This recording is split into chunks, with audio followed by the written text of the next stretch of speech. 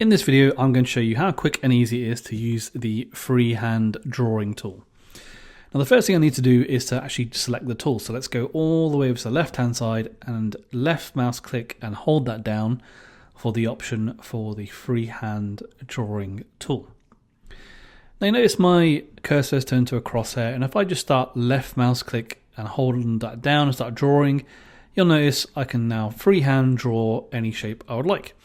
So this is really useful for making organic shapes, and you can use this with a mouse or indeed with a tablet and a pen.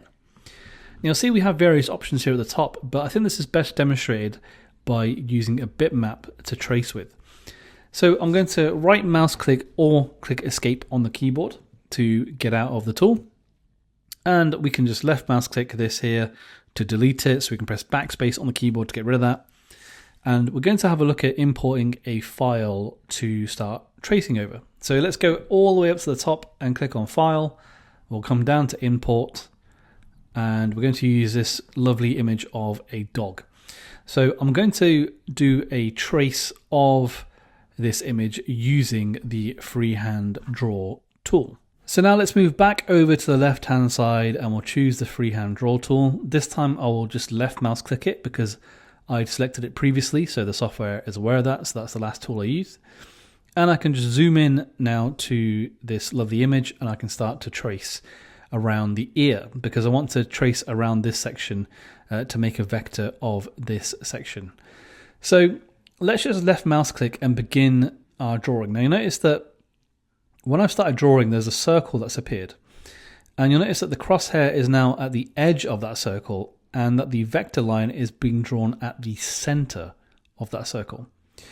You'll also notice that there's a red line just in front of the center of the circle going to the crosshair, indicating where our line is going to go. So we can use that to inform how our drawing here is going to look. So I can use that to really have a look in those sections where I've got a corner like that, a nice tight corner, and really use that to my advantage to try and get the best look out of it while I'm tracing around.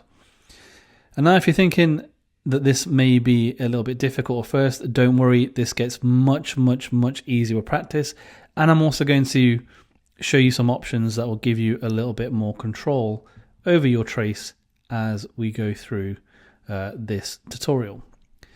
So I'm just going to bring this back all the way to the start now. And a really nice way you can actually close this up is by pressing Tab on the keyboard, which will close up that vector now. And so now we have our ear traced and ready to go. So you can see how now we can use that for some tool pathing later. So we can select just that area if we want to use that. So you can see already how the freehand draw tool comes in handy here. But with that covered, let's now look at some of the other options for the freehand draw tool, because you'll notice we have this floating bar here that has the options for the tool. And the very top left one is Smoothness. Now, Smoothness applies to the post-smoothing that happens for your drawing. So if you move this slider all the way down to the left, for example, you're using minimal smoothing, and if you're going all the way to the right, you're using max.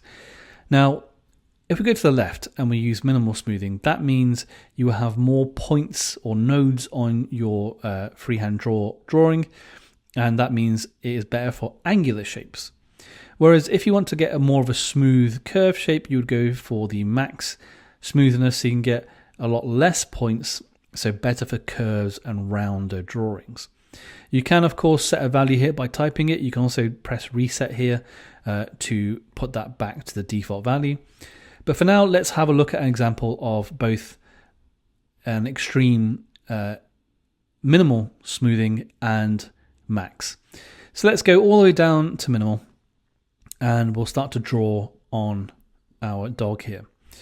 So the first option I'm going to do is to draw for the left eye. So if I just left mouse click, and I'll start drawing around this eye. So I'm just going to trace around very carefully, bring that around and in, and we'll press Tab to close that up.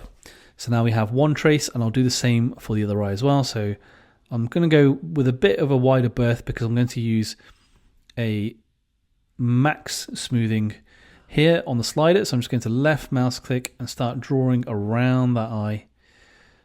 So we'll just really bring that out.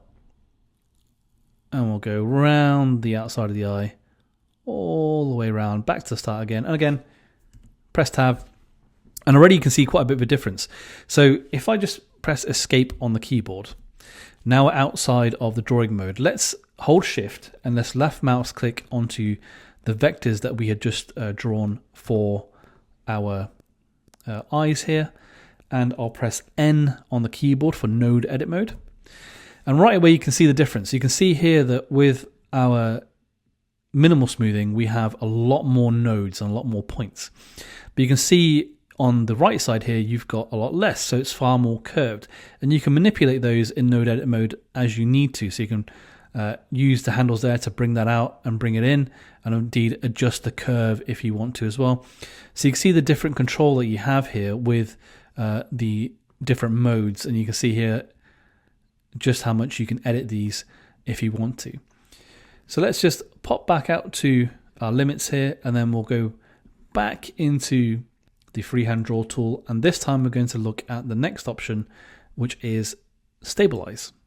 Now if we left mouse click into the option for stabilize, you'll notice we have a slider again, just like our smoothness slider. So we can change the value here manually, we can reset the value, and then we can also move our slider left and right as needed. So to the left will be minimal stabilization, and to the right would be max.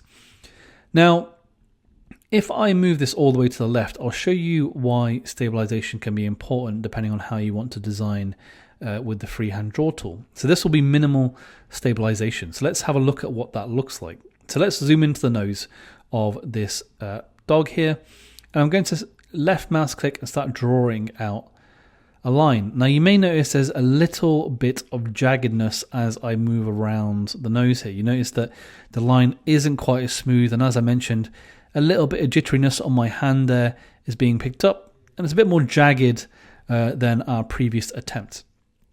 So we can also use a combination of smoothness here to adjust this, but just thought I'd point that out with stabilization set to minimal first, and then if we set it all the way to max, if I now left mouse click and drag around, first of all notice how much bigger the circle is for my stabilization there. You can see it's nice and stable, really smooth as I'm dragging that around, and you'll notice that that circle has reflected that we're at the maximum stabilization because of how large it is. And right away you can see the difference. You can see just how smooth that is compared to the minimal stabilization that I had earlier. So that covers what stabilization does. So let's just pop back to our zoom to our fit here, and we're going to go over the next option, in which we will cover the end vector at cursor option. Now you can currently see that this option is turned on because it's in a blue state. If I click that to turn it off, you'll see it's in a grey state. So let's just turn it back on again. And effectively what this does is, with this option on, when I start to draw a line, so if I draw, for example, on the head of our dear dog here, I'm going to just left mouse click and start drawing. You'll notice that the line actually finishes at my crosshair, so the edge of that circle. So if I let go, you'll notice it finished at the crosshair. Now if I turn it off, if I start to draw again, so left mouse click and start drawing, it will actually finish at the middle of that circle. So you can see at the moment I have a red line and a black line in the middle of that circle. So the black line is obviously where I've drawn previously, so that's a drawn vector line, and the red is indicating where I'm going. But notice that now when I let go, the center of that circle is where that vector ends. So depending on where you would like to end your vector, you have control over that. I personally prefer to end it at the cursor, so I will keep that option on, but do have a play around with this yourself if this is meaningful for you. And then finally, we also have this option here in which we'll need to actually select our bitmap. So if I just exit the tool, select our bitmap, and then come back into it, you'll notice we have the option here now to select, or we have selected image fade. So if I left mouse click on that, you'll notice that again we have a slider. We can adjust this value, we can move the slider up and down and click reset as needed. But what this effectively does is it allows you to fade your bitmap. So this comes in handy where maybe you want less visibility of the bitmap, but you still want to be able to see enough of it that you can now draw. So if this does help you to do that, so for example, if I set it to there, you can see I can still see my bitmap in the background, but it's not so clear that I can't see my vectors. So you can play around with this setting to adjust it as needed. If you are one of these people who wants to have a very, very clear image, you can do that. Let's say you're not tracing any of the black imagery here, you're only tracing some of the orange and the white here. Well, this may come in handy here, so you've got a nice clear black line so you know where to end. But in my case, I quite like it being faded because it gives me a lot more control about all the areas that I want to trace. And I can simply click reset to reset that if I want to. And with that, we have covered how to use the freehand draw tool. And of course, as usual, we look forward to seeing you in the next video.